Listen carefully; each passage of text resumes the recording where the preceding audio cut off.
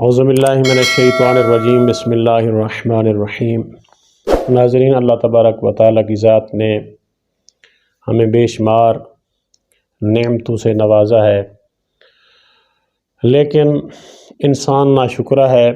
اللہ تبارک و تعالیٰ کی ذات کا شکر ادا کرنے کی بجائے ناشکری کرتا ہے، اور اللہ تبارک و تعالیٰ کی دی ہوئی نعمتوں کو غلط طریقے سے حاصل کرنے کی کوشش کرتا ہے۔ تو ایسے انسان کے بارے میں اللہ تبارک و تعالیٰ نے باز پرس کرنی ہے۔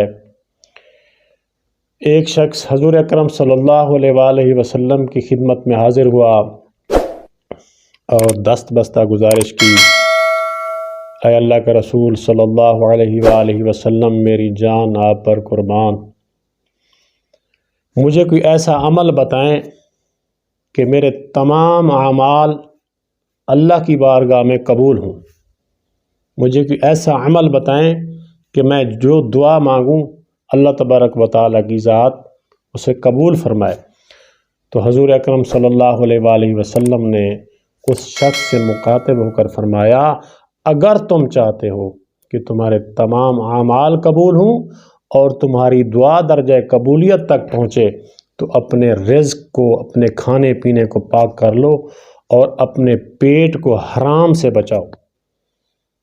یعنی اگر ہم رزق حلال کھائیں گے تو ہماری تمام عبادات قبول ہوں گی، اگر ہم رزق حلال نہیں کھائیں گے تو ہماری تمام عبادات قبول نہیں ہوں گی اور نہ ہی ہماری دعائیں قبول ہوں گی۔ دعا ہے کہ اللہ تبارک و تعالی ہمیں رزق حلال کمانے اور کھانے کی توفیق عطا فرمائے، آمین ثم